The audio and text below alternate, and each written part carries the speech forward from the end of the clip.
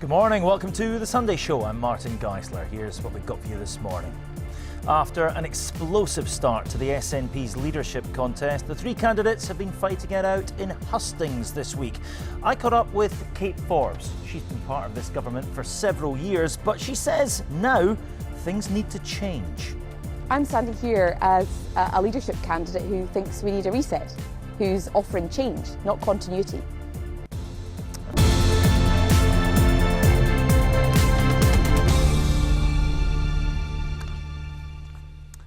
Yes, however you are tuning in this morning, and whether you're with us on the telly, on the radio or on BBC Sounds perhaps, thanks very much indeed for joining us. And don't be shy to share your thoughts or opinions with us. Just use the hashtag BBC Sunday Show on social media if you want to do that. Now then, the SNP leadership contest has been just as eventful as everybody predicted. There was a feeling Kate Forbes' chances may have been doomed early on when she spoke openly and honestly about the way her faith shapes her opinions. But despite widespread criticism from inside the party and from beyond, polling seems to suggest she is still very much part of this fight. Yesterday, she was out on the stump in Inverness, where she took time out to speak to me.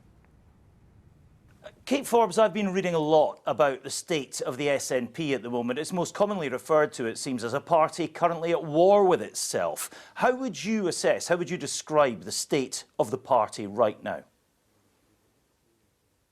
Well, we've had two hustings with SNP members over the last week, and all of them have felt like family. The debates have been measured, well-informed, respectful and fair, demonstrating how you can hold a leadership contest. And actually within the SNP there's great unity. That does not mean there's great uniformity, but there is great unity with a focus on achieving independence for Scotland. That's a really easy thing to say for most parties because they're nuanced disagreements, but some of what you've got going on is really fundamental stuff. You've got people in that party saying, look, if Kate Forbes wins, we can't break bread with her. Nobody under 35 is going to deliver your leaflets, is what Mary Black said at one point. How do you heal those kind of fractures if that's what you end up with? And of course I'm 32, so which is under the age of 35, of course. What they're looking for right now is a competent leader with a plan and a track record of delivery.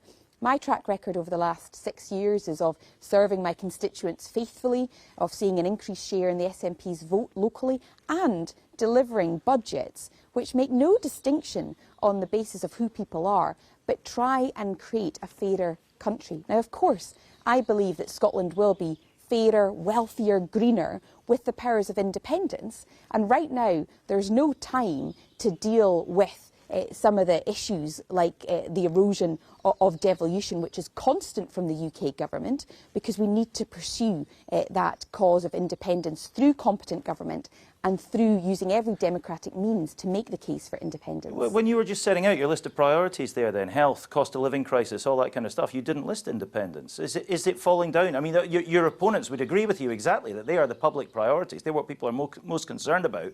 Do you agree with that? Do we have to pause the whole thing for a while? Absolutely not, because they're two sides of the same coin. If you take cost of living, I'm speaking to you from the Highlands, where we've got a huge supply of energy resource, and yet people can't afford to pay their bills. We know that we have the great potential of a thriving, prosperous economy, and yet people are not in fair work. These are the issues that we need to grapple with, and yet employment law is reserved and energy law is reserved, demonstrating that leaving these powers in Westminster is not actually solving the problem. Two key areas in which you failed to bring people from no to yes last time round were currency and the economy. They're perceived to be two of the key areas where your argument fell down last time. Are you further forward now than you were in 2014 on either of those areas? Yes, and I agree with your premise, which is precisely why I think I'm the candidate to reach out to those who have not yet been persuaded. Yes, we are further forward. On what? But bear in mind how dramatically things have changed in Scotland. All economies around the world are grappling with that post-COVID environment. And I think here in Scotland we can illustrate how if comparator countries are wealthier, greener, fairer, then so can Scotland, because we have more of the advantages in terms of our natural resources, more universities per head of population and so on, than many of these other countries. But these are arguments that have been made relentlessly for the last 8, 9, 10 years. Tell me about currency. What do you do with currency? But I wouldn't be standing. Well, I wouldn't be standing for election if I didn't think there was more that we could do on the economy. I wouldn't be making my pitch about the economy and about my track record if I didn't think there was more that we needed to do, not just in terms of investing in economic prosperity now, but also in terms of making that economic case for independence. When you're having that conversation with these people and saying, look, you're struggling at the moment, the economy's struggling, there's a cost of living crisis, things are tough. We want to break up a union, which will inevitably have enormous economic complications. We want to rejoin Europe, perhaps 5, 10 years, who knows when, in the future. How long are you going to tell them the kind of economic hardship will last, the economic difficulties will last? How will you describe that transition to these people? Well, they're in economic hardship right now. So the status quo isn't good enough. Continuity won't cut it. Keep doing the same things, you're going to get the same results. And that's why I think we need a fundamental shift. What's my approach? My approach is right now, with the powers of devolution, we need to invest in our small businesses, give them some breathing space, allow them to create well-paid, secure employment and ensure that we unlock the potential of the Scottish economy. That is the mission just now. But at the same time, competent government is political. Competent government demonstrates that the people of Scotland can have confidence in us and in our plan. But to do that, they need a leader with the competence and the experience of delivery. And that's where we move on to independence, making the case for independence. But do you not think the previous leaders, do you not think Nicola Sturgeon appeared competent? Do you not think Alex Salmond appeared competent? Neither of them could get the dial over 50%. Absolutely. But we need a new leader for a new decade. And that new leader needs to have a particular focus and experience and desire to eradicate poverty through economic prosperity. Okay. So we are at a moment in time, and I think I'm the leader who has that competence and that track record of delivery. When you're talking about demonstrating to the country that you have the competence, that you as a party have the competence to take them towards independence, Audit Scotland were scathing in their assessment of the NHS recently. Were they right to be? Should the NHS be in a better state now than it is here? I think the people of Scotland rely on us to ensure that the NHS is in a good place, and that will require reform. So there has to be principles that we will not budge on, like free at the point of need. But I think that we do urgently need a national discussion about the future of our NHS, because, as I've said already, continuity won't cut it. Keep doing the same things and we'll keep getting the same results. Is that the problem that we've had so far? When it comes to I think we do need more transformational change, and we need to get serious about delivery. To do that, I think we need to empower the front line, our doctors, our nurses, our carers who are on the front line. We need to look again at the levels of bureaucracy and management where so much of the funding gets absorbed. We need to invest in social care, which is why I've set out a commitment to put fair work at the heart of social care, including paying £15 per hour and investing in it as a career pathway.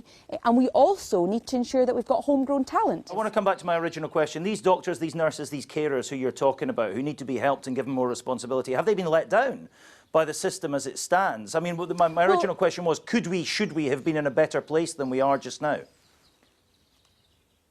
Well, I think we do need to be in a better place than we are just now, because those carers, doctors and nurses you're talking about, they're exhausted, they're tired.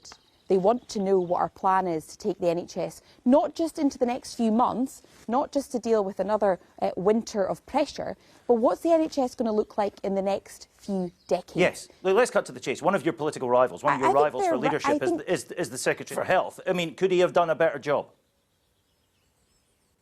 I think we all need to very carefully consider how we fundamentally reform the NHS. It's an issue that they're grappling with across the UK, and we have got to get serious about delivery. Okay. We can't just have conversations, we can't just have discussions, we can't just consider the issues. We've got to absolutely get in and about it, listen to doctors, nurses and carers and make the changes. Some of them might be unpopular, but this is about whether or not we can still access our NHS in the next few decades, free at the point of need. So let's look at your brief, or at least part of your brief at the moment. We're going to be talking about ferries later on in the programme. There's a sense that actually a lot of the fleet around the country is decrepit almost, certainly tired and ageing and is going to need replaced. We do not have a good track record, famously, for ordering new ferries at the moment. We're going to need to do a lot more of that. Can the public trust you and your party with big infrastructure projects? Yes, but it's about doing it differently. Take our islands. Again, investment in infrastructure is what unlocks the economic potential of these areas. And I think we need to look at more fixed links. You talked about ferries. Obviously, we need to get those ferries finished and built. But I think we need to look again at the whole process of procurement, of financial investment, and of how the Scottish Government has nationalised businesses in the past. Well, it's a mess at the moment, isn't it? I mean, can we trust you with it, is what I'm asking. Why should we? Well, I'm standing here as a leadership candidate who thinks we need a reset, who's offering change, not continuity. I recognise where we have let our islanders down, our Highlanders down, and I'm speaking as a Highland MSP, where we need to do more when it comes to the NHS. And I'm standing here saying, if you want more of the same, then vote for more of the same. If you want change, then vote for change. Because if you keep doing the same things, you're basically saying to party members, hey, look at all these great policies, the policies that you love and we should be really proud of, and the policies that I was part of as a member of this cabinet. That's all great, but let's do things completely differently now under me. You can't have it both ways, can you? That's not what I'm saying. What I'm saying is, let's deliver. Before we finish, let me ask you quickly about the first few days of this campaign and the issues of your faith that caused so much problem for you and the messaging. Could you have been cleverer with this messaging? Could you perhaps have said, look, these are my firmly held beliefs of my faith, but I wouldn't let them influence my policy making? I've certainly answered more questions than many politicians have in their entire lifetime on matters of faith, and I said obviously in the first week that I recognised that the way I had said what I'd said had caused hurt, and I was extremely sorry for that. And so I'm certainly humble enough to reflect on how I could have done things differently. But it also comes down to character. Here's my supplementary question, is that you again can't have things both ways. If these are your firmly held beliefs rooted in your faith, you have to base your policy assessment on them. Otherwise, you'll be making policy that you don't, in your heart, believe in. And yet, look at my track record of 6 years on the front line, serving constituents. I'm asking about social issues, your social conservatism. Indeed, being re-elected on 2 occasions with an increased share of the SNP's vote, delivering budgets that don't make any distinction, but that serve all of Scotland's people. You know, if you can trust me to deliver a national budget, I think you can trust me to make policy that serves all of Scotland. Things went wrong when you were asked difficult questions, when those questions were pertinent. And they're out there now. The genie's out the bottle now, isn't it? They're going to be big problems for you. And mostly because journalists keep wanting to go back to those issues. Well, it's important. You want to be the leader of our country. Comprehensively. And I've answered those questions comprehensively.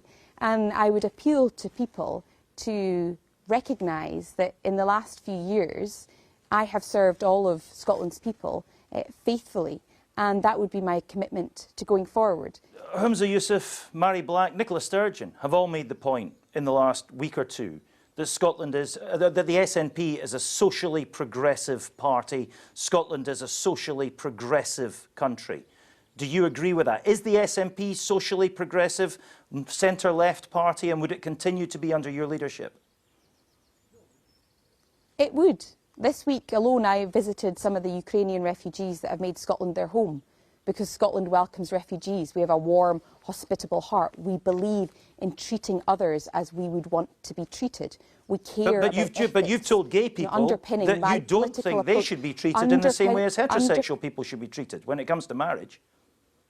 Underpinning my whole approach to politics is a belief in the inherent dignity of every human being. And whilst we might use stats... Sorry, Kate Forbes, how can you say that when you've said that you don't think gay people should be allowed to get married? Well, Marta, I recognise you want to keep taking the conversation back to the issues that I've comprehensively addressed. We're now into a debate, and that debate is looking at a whole host of different issues that people care about. But ultimately, we're in a contest, OK? So we've got a few weeks left of that contest to run. And I have confidence in SNP members to decide who they want to lead their party. And if they choose one of the other extremely able candidates, then I will absolutely get behind those candidates and back them, because I respect the democratic process and I respect the fact that the debate has been carried out in a fair and open and honest fashion. OK. If you win this, you would have to deal, obviously, very closely with Rishi Sunak. You have some experience in doing that. He was your opposite number when he was the Chancellor. How well do you get on with him? And could you see a scenario in future where he becomes Dear Rishi to you? I'm not sure he'll ever become that to me. I mean, over the last few years, my approach has been to negotiate with the UK government and not to back down until we win. We've managed to secure additional flexibilities, additional funding, and of course I will always want us to go further, because I believe in independence and Scotland having that full autonomy over our financial decisions.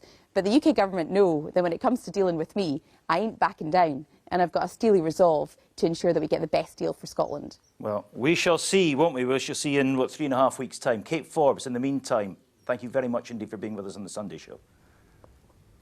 Thank you.